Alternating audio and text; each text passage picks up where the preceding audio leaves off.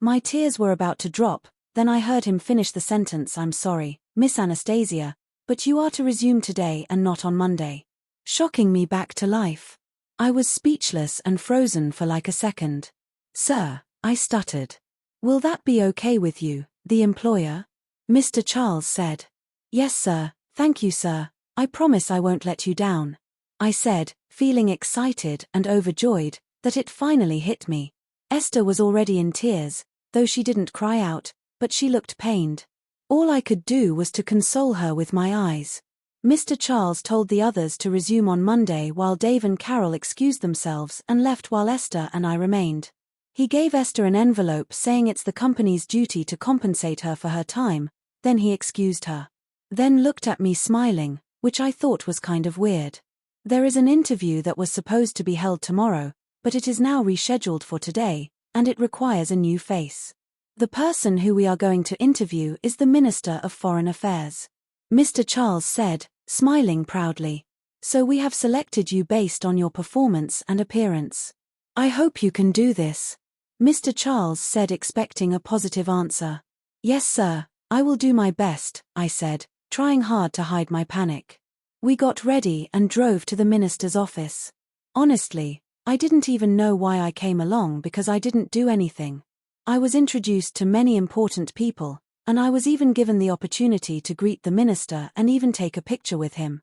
We were invited to the dinner party, for which the company provided the clothes.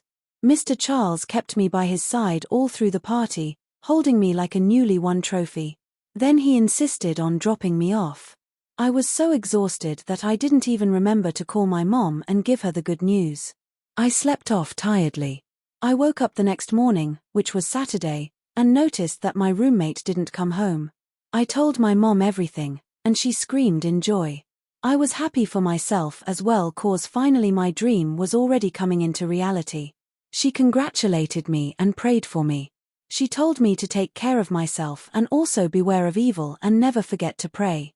After the call ended, I decided to call my roommate Lara. We spoke for a while and discovered that she went to visit her aunt at Ibafo. She said she would be back on Monday. The weekend ended quickly, and Monday came. I got ready and ate breakfast. I got to work around 7:30 a.m., though we were all to resume at 8 a.m. Dave came 3 minutes after while Carol came 5 minutes later. We all waited for Mr. Charles to arrive. Fortunately for us, it wasn't up to 10 minutes, and then he entered. We all greeted him and sat down. Congratulations to you all once again, he said, smiling. We all gave him our best smile except Dave, who looked serious. Carol and I sat close to each other while Dave sat at the other end. Okay, you guys will be going in for a 1-week training tomorrow. The training will be held in Accra. The company would provide everything you need. Is there anyone who doesn't have a passport here? Both Dave and Carol had accepted me. I raised my hand, hoping it wouldn't be a serious issue. Then he smiled and said, okay, we will take care of that. The two of you can go to the receptionist so she can lead you to where the orientation is being held. Dave and Carol left me in Mr. Charles's office alone. Suddenly I started sweating under the air conditioning. Charles stood up from where he was sitting and walked up to me. Don't worry, dear, I will take care of the passport issue, okay? It's our company's duty to provide such for our employees. But you won't be going tomorrow but next tomorrow instead. We will leave together and join others.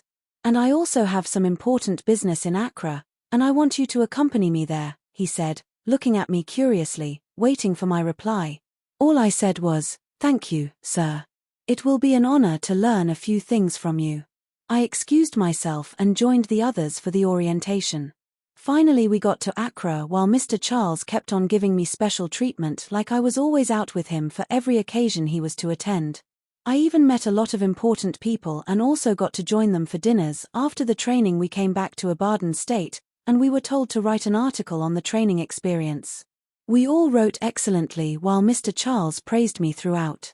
Carol one day summoned all her courage to ask me about my relationship with Mr. Charles. I told her that he was just a mentor to me. She said nothing but just smiled. I was sure there was some doubt behind that smile.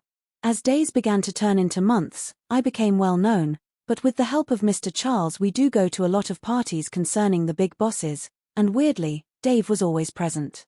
There was a time he saved me from one of those rich men who wanted to defile me. I was surprised they didn't argue with him or see him as a worthless employee. He took me home that day, and we got to talk. He even smiled just to make me feel better. We exchanged contacts and began to talk more often. One day Mr. Charles called me to his office. I went there thinking he had a business to attend to and needed my help. I sat down waiting for him to tell me what he called me for. Suddenly he started talking crap, telling me how he liked me right from the first time he set his eyes on me. I told him I was sorry that I didn't feel the same way about him and I only saw him as a mentor. He even tried to touch me. Luckily for me, Dave came just in time to save me.